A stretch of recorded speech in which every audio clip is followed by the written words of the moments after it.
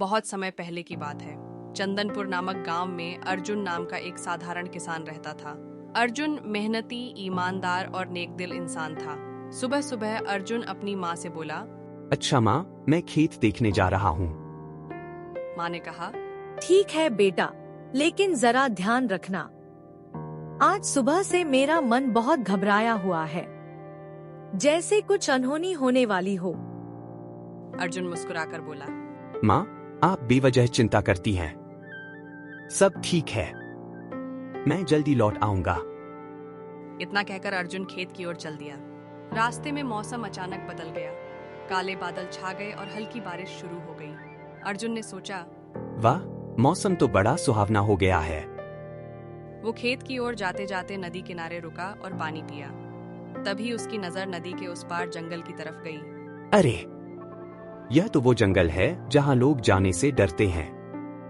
कहते हैं वहाँ रहस्यमयी चीजें मिलती हैं। जिज्ञासा में अर्जुन उस जंगल की ओर बढ़ गया। जंगल में प्रवेश करते ही उसे एक पुराना बरगद का पेड़ दिखा। उसकी एक टहनी पर एक चमकदार सुनहरी अंगूठी लटक रही थी। वाह, यह कैसी सुंदर अंगूठी है, हीरे जवाहरात जड़ी हुई। अर्जुन खुद को रोक न सका और अंगूठी उतारकर अपनी उंगली में पहन ली। जैसे ही उसने अंगूठी पहनी, उसके शरीर में अजीब सी शक्ति दौड़ गई। उसे लगा मानो उसके पास अलौकिक ताकत आ गई हो। वाह, अब मैं साधारण किसान नहीं बल्कि राजाओं जैसा बलशाली हूँ। वो उत्साह में बोला और हंस पड़ा। लेकिन तभी उसकी नजर पास के एक शिलाखंड पर गई, जिस पर खून के धब्बे थे। पास में ही एक तांबे का घड़ा रखा था, जिसके किनारों से लाल द्रव टपक रहा था। अर्जुन चौंक गया। यह कैसा घड़ा है? इसमें तो पानी नहीं बल्कि खून है। हाय राम! डरकर उसने घड़े को छूने से परहेज किया और केवल अंगूठी लेकर घर लौट गया। घर पहुंचते ही उसकी पत्नी सरला ने पूछा, आज आप खाली हाथ लौट आए? लकड़ी या अनाज नहीं लाए? अर्जुन हंसते हुए बोला, भाग्यवान, देखो मैं क्या खजाना लाया हूँ। वो अंगूठी दिखाता है। सरला सशंकित हो गई। ये कैसी अंगूठी है? ना जाने किसकी होगी। मुझे ये शुभ नहीं लग रही। अर्जुन बोला, तुम बेकार चिंता करती हो। यह अंगूठी हमारी किस्मत बदल देगी। अब हम भी अमीर बनेंगे। रात को अचानक अर्जुन को वही अंगूठी आवाज देने लगी। मुझे बेचो मत। मैं कोई साधारण अंगूठी नहीं, एक जादुई अंगूठी हूँ। तुम्हारी सभी इच्छाएं पूरी कर सकती हूँ। अर्जुन डरते डरते बोला, क्या सच में? हाँ, मुझे पहनकर देखो। मैं तुम्हें हवा में उड़ने की शक्ति दूंगी। अर्जुन ने अंगूठी पहनी और सचमुच वह जमीन से ऊपर उठने लगा। वाह, मैं उड़ रहा हूँ। यह तो कमाल है। धीरे धीरे अर्जुन अंगूठी की शक्तियों का इस्तेमाल मजाक और शरारत करने में करने लगा। गांव वालों की चीजें उड़ाकर उन्हें डराता, छिपकर हंसता और सबको भ्रमित करता। गांव के लोग सहमे रहने लगे। लगता है गांव में कोई भूत प्रेत आ गया है। कुछ ही दिनों में अंगूठी ने अर्जुन को अपार धन दौलत दे दी। मुझे लगता है इस अंगूठी में कुछ अशुभ है। ये हमें कभी बर्बाद कर सकती है। अर्जुन गुस्से से बोला, बस करो, यह अंगूठी ही हमारी किस्मत है। फिर एक रात अंगूठी तेज चमकने लगी और बोली, अब मेरी बारी है। मैंने तुम्हारी सारी इच्छाएं पूरी की। अब तुम्हें मेरी शर्त माननी होगी। कैसी शर्त?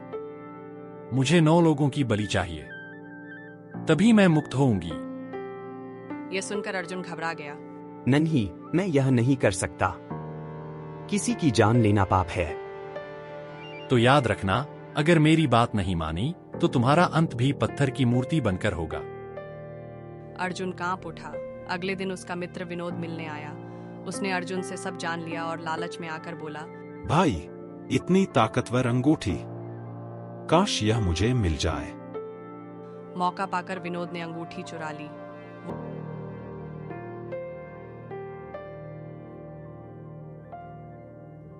वो भी धनवान हो गया, लेकिन जल्द ही अंगूठी ने उससे भी बलि मांगी।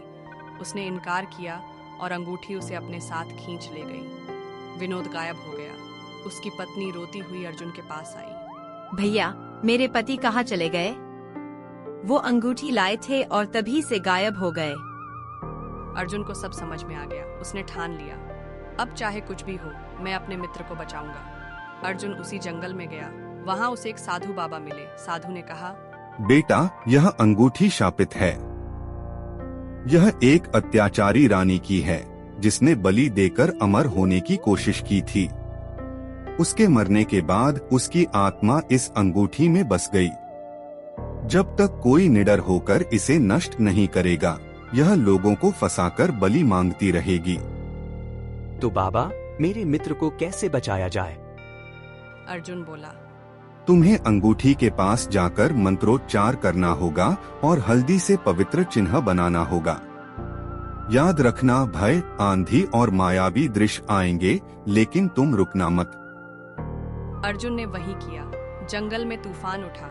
भूत प्रेत की आवाजें गूंजने लगीं। अर्जुन डटा रहा और आखिरी बार मंत्र बोलते ही अंगूठी जल उठी। तेज धमाके के साथ अंगूठी राख बन गई। उसी क्षण विनोद पत्थर की कैद से मुक्त हो गया। विनोद रोते हुए बोला, भाई, मैंने लालच में आकर गलती की। तुमने फिर भी मुझे बचाया। मित्रता वही है जो हर परिस्थिति में साथ निभाए। दोनों गांव लौटे और आगे का जीवन सुख शांति से बिताने लगे।